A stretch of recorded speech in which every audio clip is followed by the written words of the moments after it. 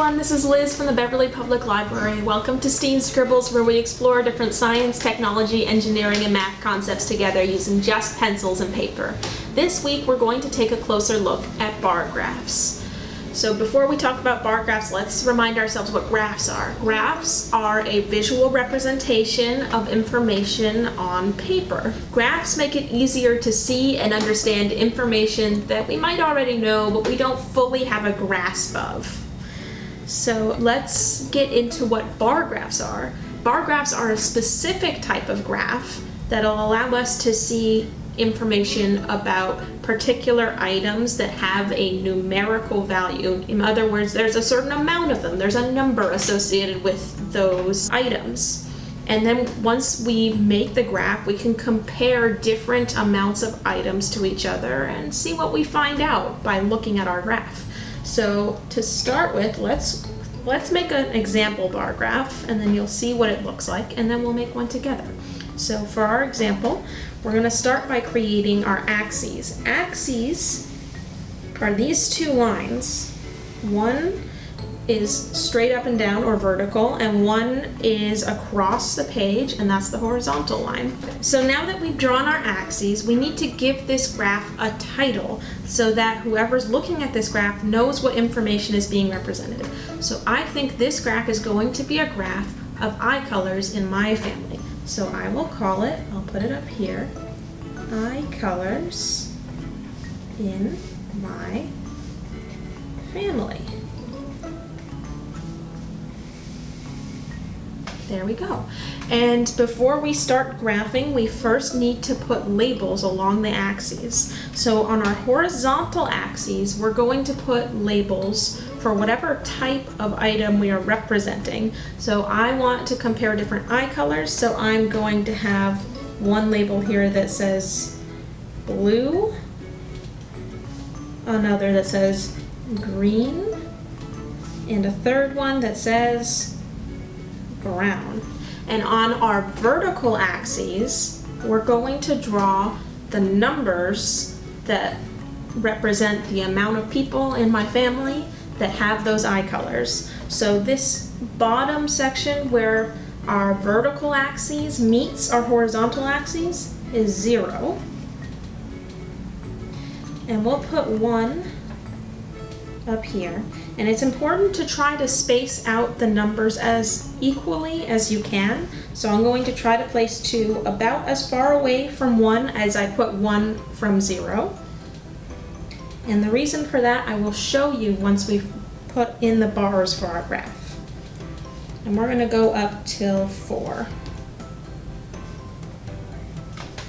Okay, so now we have our numbers and we have our labels for what types of items we are graphing. We're ready to start putting the bars in. Okay, so let's say in my family there's only one person who has blue eyes, and I'm going to choose a blue pencil and I'll draw in my graph. So what I'm going to do is I'm going to draw a bar where I have my blue label up until the number of people that have that eye color, so up until the 1. So I'm going to draw right up until that line and then make a horizontal line and make a line parallel or across from the first line I made so that it ends up being a bar. I'll color it in so you can see the bar even better. And now we can see that there is one person in my family who has the eye color of blue. Now we'll do that again for each eye color. So in my family, there are 2 people with green eye color and 4 people with brown. So I'm going to go ahead and start drawing the green bar. And pay attention to this, because remember when I said we want to make sure that those numbers are spaced evenly apart? This is where that comes in. So you can see if you compare the green bar to the blue bar that there aren't that many more people in my family that have green eyes compared to blue eyes. There's only one more, so it shouldn't look like it's that much bigger of a difference. If I had placed that 2 up where the 4 was, say, instead of where the 2 actually is, and that bar was all the way up here, but it was supposed to represent just one more person compared to that first person, it would look like a much bigger difference than it actually is. And that's called misrepresentation on our graph. So we want to be careful of making sure that those numbers are evenly spaced so that we represent things as correctly as we can. But don't stress it too much, just get it as close as you can. And now I'm going to go in and add brown eyes.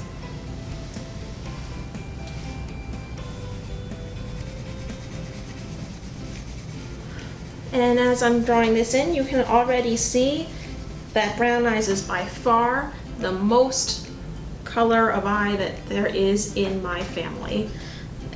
There's a lot more people with brown eyes than blue eyes, and a good amount more than there are with green eyes, in my family anyway.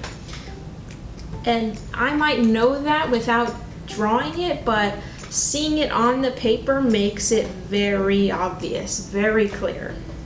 And that's the power of a graph. Now that you've seen a bar graph in action, it's your turn to draw your own bar graph. So let's get a new piece of paper and we're going to draw our own bar graphs. So first we need to decide what we're going to graph.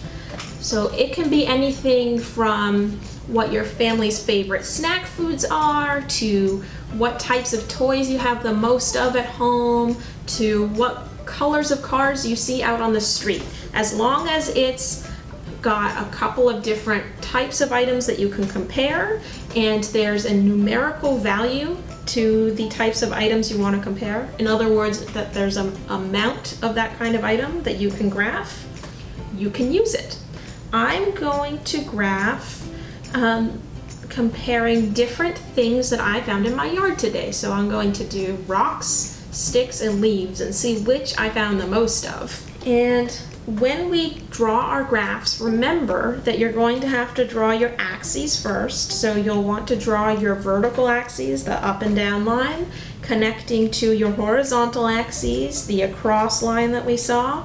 And you'll want to give your chart a title saying what kind of information you're trying to represent.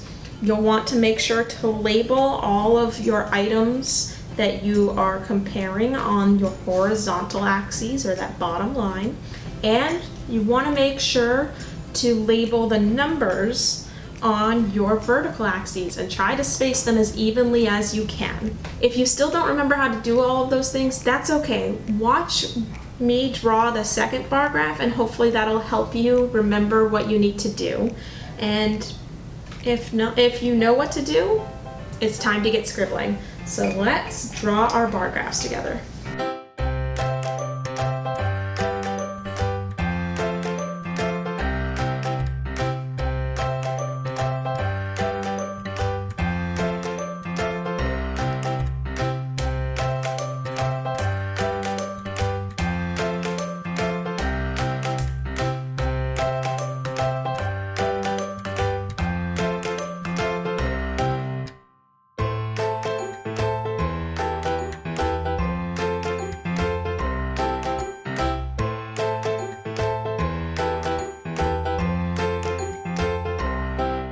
Welcome back, Scribblers.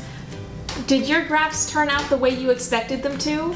I had a little bit of a surprise with mine. So I expected that I would have found more rocks in my yard than sticks, but it turns out that I found a lot more sticks than anything else. And I looked at my graph and I thought about it, and I thought maybe I found more sticks because my dog likes to find the sticks and bring them to us to play fetch.